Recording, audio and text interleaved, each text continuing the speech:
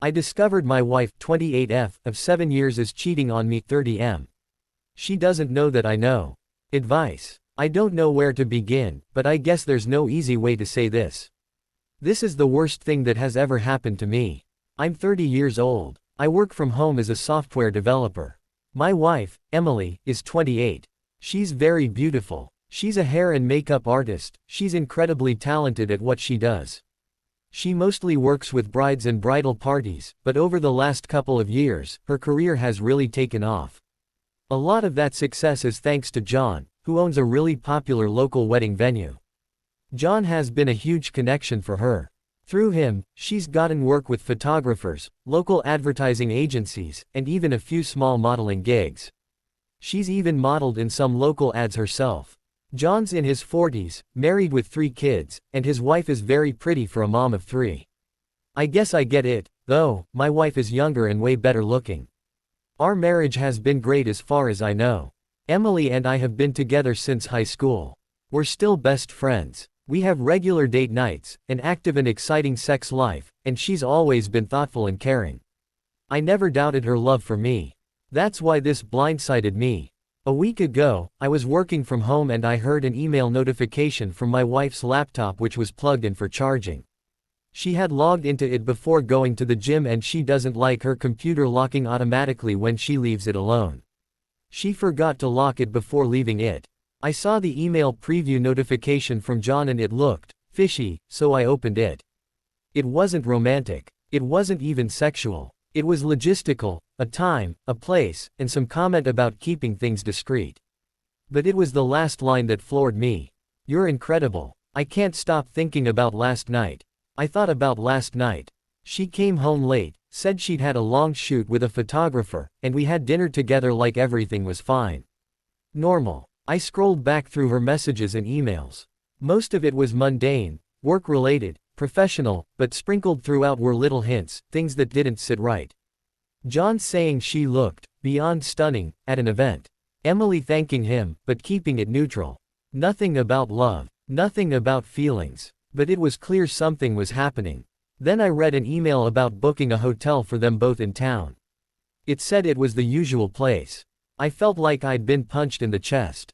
I started panicking about it and went online, looking for information about cheating. I read about the red flags and thought about the ones she showed. Emily's work schedule had gotten a bit more unpredictable over the last few months. She'd started dressing up more, new outfits, sexy underwear, even on days when she said she was just running errands. She was grooming more, down there. But I thought she was doing it for me. There were nights when she came home later than usual, blaming long shoots or last-minute bridal emergencies. But she never seemed distant. She never pulled away from me. If anything, she was more attentive, initiating sex more often, planning surprise date nights, and constantly telling me how much she loved me. That's the part that stings the most. I didn't feel like I was losing her. I felt like we were closer than ever. I started paying closer attention. Later I was snooping around the house on the pretext of cleaning and I found a small jewelry box tucked into one of her makeup drawers. Inside was a necklace, simple but expensive looking. I hadn't bought it for her. When I asked about it casually later, she said it was a gift from a client. I didn't question it at the time. It seemed plausible. She works with high-end brides all the time, and clients giving her gifts isn't unheard of. But now, I couldn't get the image of that necklace out of my mind. I also started noticing other things, the new clothes and underwear, the grooming, little shifts in her behavior that seemed harmless on the surface but now felt suspicious. I've been copying the messages to my computer and torturing myself by going over and over them. It goes back about a year, which is when her hair and makeup business started booming. Here's the thing, I don't think Emily loves John. I've read through the messages, and while he's clearly infatuated with her, she keeps him at arm's length emotionally. There's no, "I miss you," or, "I love you." Just logistics, compliments, and occasional thanks. One time she even wrote, "Haha, go tell that to your wife." But it doesn't matter. She's sleeping with him. She's lying to me. And I don't know how to process that. I haven't confronted her yet. I don't even know how to start that conversation. I keep telling myself I need more proof, but maybe I'm just delaying the inevitable. All I know is that the woman I thought I knew, the woman I married, seems to be fucking another guy. If I confront her, she's going to deny it either way, right? I know I should probably just sit down and talk with her, but then that would clue her in, right? I googled it and we live in an at-fault state. We don't have kids. So if I divorce and I have proof of her cheating, she won't get any spousal support. Also, couldn't she just make up terrible shit that I did to her in order to control the narrative with our families? I mean, I don't think she'd do that, but I didn't think she'd cheat on me either. It's late and I'm drunk. I'll check out what Reddit has to say about it, but I just want to go pass out and hear any recommendations from people who have been through this. I mean, it doesn't seem like she loves him, but does that even matter at this point if she's cheating on me? I discovered my wife, 28F, of 7 years is cheating on me, 30M. She doesn't know that I know. Update. Suspicion. When I originally posted, it got buried and ignored due to karma limits. Here's an update. TLDR, on Christmas, Emily got an anonymous gift from John. It pissed her off. On New Year's she left, promising to come back in time for the countdown and kiss, but didn't and was very late and ugly, cried way too much about it. I ordered a bunch of spy stuff off of the internet to do my own investigation. Update. Since my first post, I did a lot of reading on Reddit and other forums about how to spot and catch cheaters. Her phone is password protected and I don't know the password. She's also pretty good about locking her computer, and it was just a fluke that I was able to catch it before. So I knew I needed to get evidence. The following is not my idea. This is all advice I got by obsessively reading Reddit stories and comments, as well as other forums. I ordered some cameras off of the internet that look like smoke detectors. I convinced Emily that our home insurance would go down if I put smoke detectors in every room. I ordered a book off of the same site called How to Be a Great Husband, Discover the Secrets to a Happy Marriage Without Changing Your Wife, and I left it around for her to see. She did, and I could tell it made her uncomfortable. I got a GPS tracker and a voice-activated recorder (VAR) along with some strong Velcro for putting it under her driver's seat. Unfortunately, you have to subscribe to a service to use the tracker, but I figure I won't be subscribed to it very long. Now, this has all been happening from when I first became suspicious until now. Just a couple of days ago, 1/20th, is when I finally got everything set up. When I got the VAR, I tested it by hiding it in the table centerpiece, and I sat Emily down and asked her questions. Honey, I am doing a personal inventory to try to be a better husband and partner. To that end, I wanted to ask you some serious questions and I want some serious answers. Do you feel I have ever abused you in our marriage? Do you feel I've ever cheated on you in our marriage? Is there anything you feel I could do to improve myself as a husband? Again, I ripped this off of a comment I read on a cheating story on Reddit. I didn't come up with this. To the first question, she said no, of course not. To the second, she seemed reluctant but answered no. To the third one, she said she wished we made love more. We've fallen off quite a lot since I got suspicious for obvious reasons, but I tried to initiate a couple of times just to keep her complacent. My heart's not in it when we do it, and I think she can tell. I asked these questions so that she couldn't make up stuff about me abusing her or cheating on her later on. I don't think she would make up lies about me, but I didn't think she'd cheat on me either, so I don't know the woman anymore. The VAR got it all. I transferred the recording to the cloud. I put electrical tape over the display of the VAR so there wouldn't be a glow under her seat at night, and I plugged some cheap wired earbuds into the jack on the VAR and then snipped it off at the plug so that the VAR wouldn't make any noise.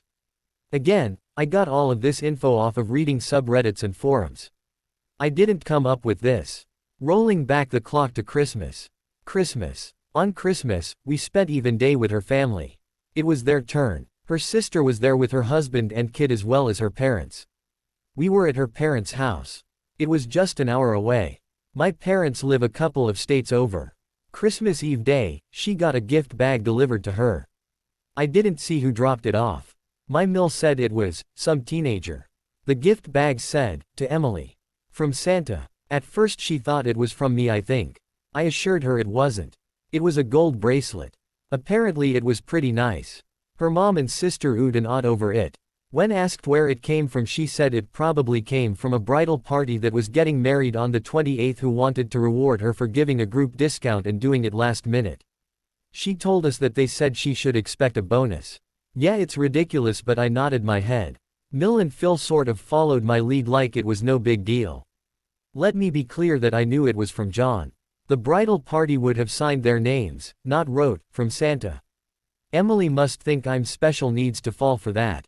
I just got angry in the moment that she had that little respect for me, so I excused myself to the restroom. Later on I saw her in the backyard on her phone. She seemed angry and was gesturing wildly. I figure she was reading John the riot act for almost exposing their affair. New Year's. She had the wedding on the 28th and was working with another bride for a wedding on the 4th. Whenever her phone would go off, I'd wonder if it was him. On New Year's Eve during the day, she got more buzzes and dings on her phone than normal.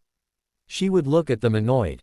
I asked her what the problem is and she said the bride getting married on the 4th is a real bridezilla. That night she said she had to step out to go meet with bridezilla. She told me she'd be back in time to kiss me at the countdown. She came back at around 1:30 a.m. She was crying, sobbing actually, going straight to the bathroom and coming out 10 minutes later. I told her to calm down and asked her what the problem was. She said she was so sorry. I asked why she was sorry. She said because I missed the night countdown. I told her she was entirely too upset for it to be just that, but she assured me it was. She even held my face between her hands and stared at me and told me she loved me. I asked her if she had anything else to tell me. She assured me that she didn't. I asked her point blank then if she cheated on me.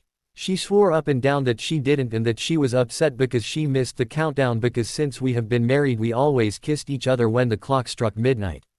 I gave her every opportunity to come clean and she still lied to me. Since then, I got the cameras and the other stuff and installed it all.